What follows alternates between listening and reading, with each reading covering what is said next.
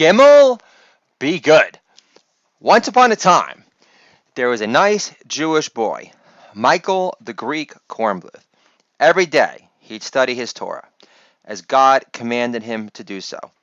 He'd refrain from intermingling with fetching-looking Gentiles like the Princess of Persia, because he didn't want to turn away from God, which was guaranteed to happen whenever the porcupine puss princess interrupted his Torah studies again, forcing him to blow off tefillin to mount her bootylicious round of mound from behind instead.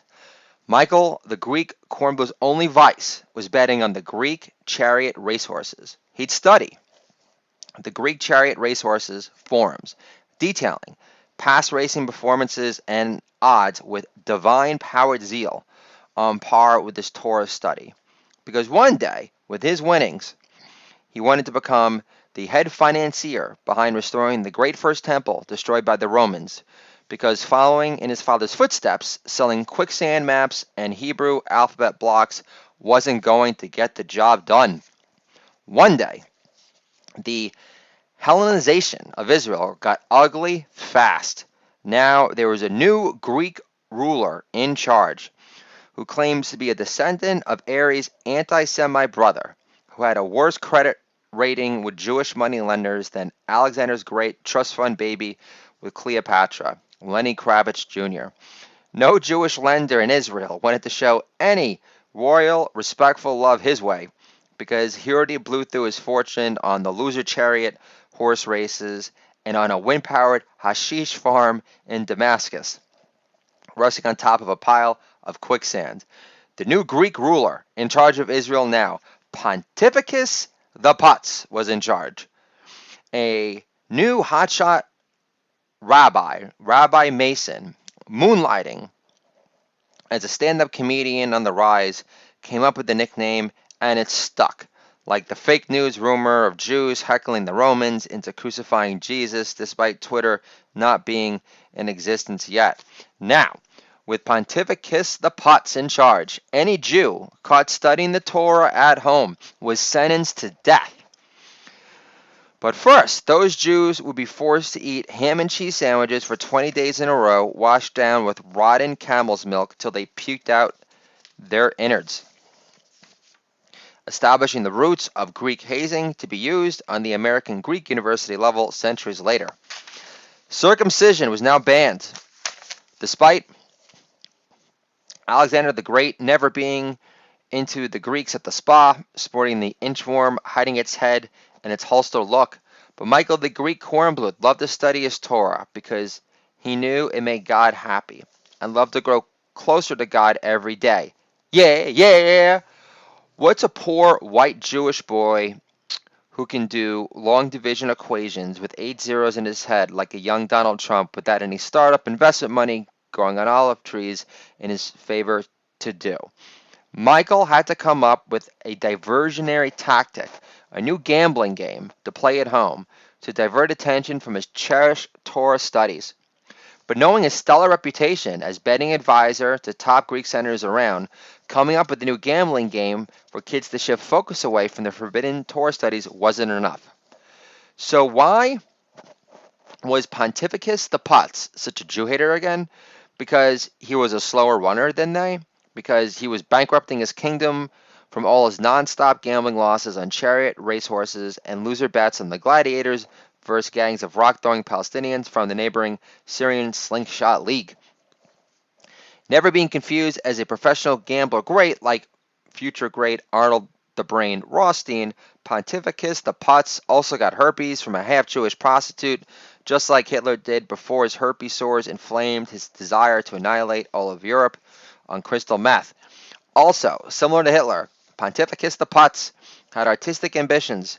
He even applied to art school in Athens, but he got rejected because his sculpture creations were crude, like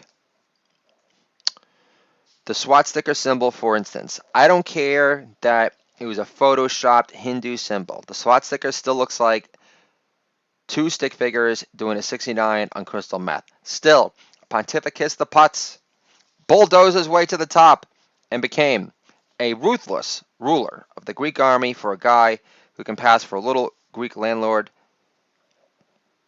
in Astoria, Queens, New York, any day of the week. What made Pontificus the Putz such a killer warrior turned general was his colorblind condition, so all he saw in life was black and white death. Plus, the herpes always seemed to flare up before every major war against the Turks. He'd pierce with a spear as easy as inserting a skewer into a fresh out-of-the-womb piece of lamb shawarma. So, how does a nice Jewish boy from Tel Aviv earn the nickname Michael the Greek Kornbluth? Well, he was a genius at picking the chariot horse races, making fortunes for all Greek senators who would ask him for race advice in exchange for wine and challah for his hapless dad, Joshua Kornbluth, who was known as the Willy Loman of quicksand maps and alphabet blocks. Michael's father, Joshua, would get too wrapped into telling Gentiles versus Jews jokes to be taken seriously by even Jewish customers. He'd say, "What's the difference between Jews and Greeks? Jews are in no rush to pledge their allegiance to the god of loud rain. Too soon for Zeus jokes? I don't know why I waste my breath." Today was different because the Super Bowl of chariot racehorse races was happening, and Pontificus the Pus needed a winner, or else his army would take him out Mark Antony style for backing such a perpetual loser after all these years, regardless if he's related to Ares' anti-Semite brother or not. Pontificus the Putz enters Joshua's humble hut abode, which made a young Luke Skywalker's adopted home on Tatooine look like Trump Tower. Michael the Greek Kornbluth hides his Torah underneath his pillow and replaces it with some alphabet blocks his father carved himself, but with Greek letters on it instead of Hebrew ones. Michael spins the dreidel. Pontificus blurts, "What are you playing with there, Michael? Is your dad selling Hebrew alphabet blocks that spin now?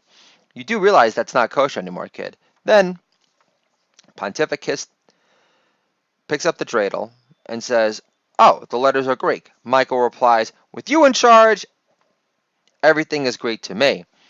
I tan nude at the beach like I'm a Greek senator on holiday at the Red Sea." All right, enough small talk, Michael. I need a sure bet for the chariot race this Saturday. Pontificus the Putz says, "Have I got a horse for you, Pontificus, named Gimmel Be Good. You haven't heard of him yet because he's a black horse from a kibbutz in the Golan Heights. They say he's faster than Hermes with a horny Medusa on his tail. He's a 15-1 long shot. Let it ride." Gimmel Be Good did good and won the race, and Michael the Greek Kornbluth was able to resume Torah studies without any interruption again.